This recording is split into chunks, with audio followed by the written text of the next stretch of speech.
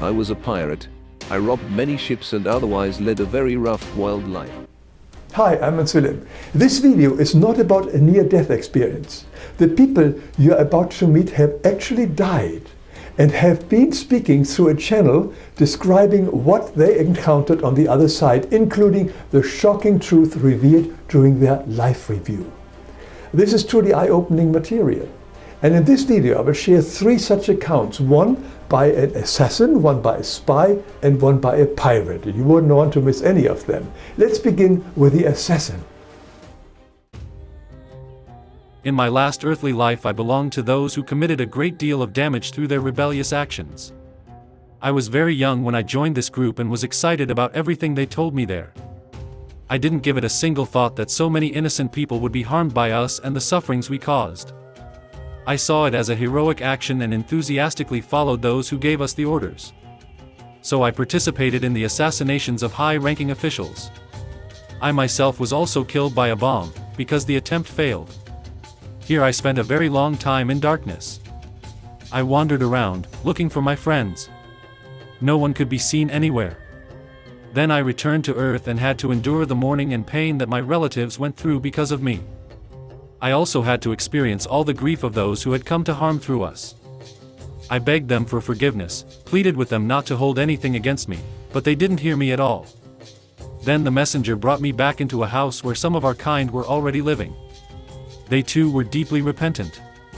We were taken into strict schooling.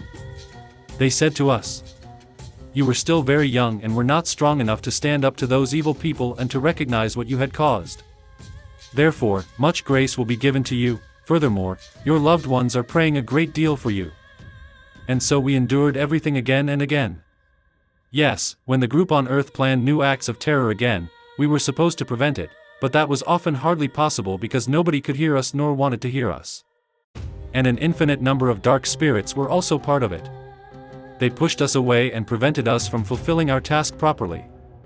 This still weighs heavily on us today, because these small groups on Earth are so numerous, and a great deal of work is still required of us. Our entire effort and striving is now fully focused on preventing young people from getting involved in such traps. A lot of work and a long path still lie ahead of us. We all advise you, make the young people clearly aware that they are burdening themselves and create a lot of suffering for themselves and others. I was always striving to live in peace with everyone throughout my life. But suddenly, through my husband, I found myself in a very serious situation. We were both suspected of espionage. However, it was only a slander by neighbors who were angry that we lived so peacefully and harmoniously while they only ever argued with each other. That's why they simply couldn't accept that we got along with each other so well. It took lengthy interrogations and hearings before our innocence was finally established. After that, we moved far away from there. We kept asking ourselves over and over why people had done this to us. We didn't hate them. We couldn't even understand it. And that's how our last years on Earth were cast into some discontent. Sometimes, my husband thought they should really have been punished more, and I often did so too. When I came over here, I was indeed well received. But my very first question was, why did they do this to us? The answer given to me was about the previous life, and I was shocked because I saw how severely I have betrayed these neighbors. Yes, I had indeed made them go to prison back then. Back then, in the spiritual realm, I was already very repentant and was also willing to make everything good again in the last earthly life. But what a person sows, that he must reap. That's how we came to these neighbors who now had slandered us. Now I have completely overcome it and have asked them for forgiveness in their sleep, and their souls gave it to me. I only pray again and again that everything goes well for them. I was also allowed to speak about this to the soul of my husband during his sleep. He no longer gets worked up about this, as it no longer bothers him. When he comes over here, he will also see everything clearly and be happy that he has cleared up this soul burden. In the next earthly life, we will all belong to one family in order to prove that we can live in love and trust with one another. I am learning that now, and my husband and the neighbors will also be schooled in this. To all I advise, Never bear grudges. When sorrow is inflicted onto you, accept it gratefully, because you never know if something has been cleared up through this. I was a pirate. I robbed many ships and otherwise led a very rough, wild life. When we all drowned with our ship, we came here together into a very dark sphere. At first we didn't believe that we were dead because we were still alive. Everything still seemed so terribly real to us. It was all very strange. Our passions, our obsession to attack, our plundering, our corresponding thoughts, all of this had brought us into this realm, as we were told later on. Since we could no longer attack each other in rage, we began to quarrel and fight with each other.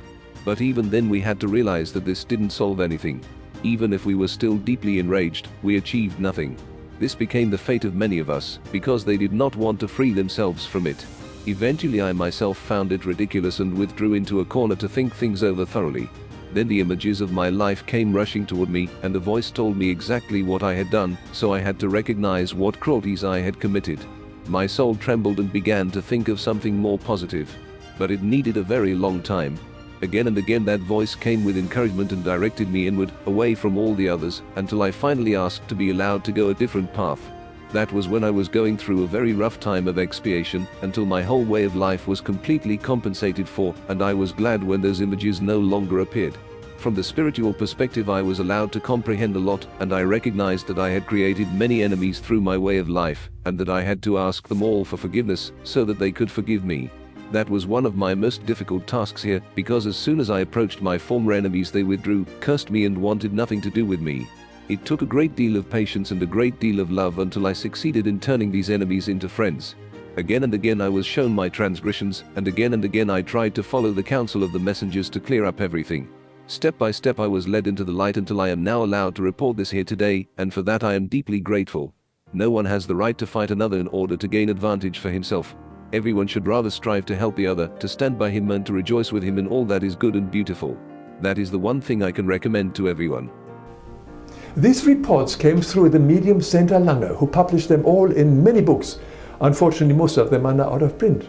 But for anybody interested in what happens after we die, there are two very important books that answer all questions we may have. The first book is called Where Did I Come From? Where Am I Going?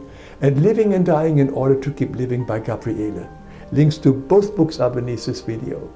If you enjoyed this video, please let me know. If you want to see more life reviews, you can also subscribe and rate this video, and then I see you in my next one.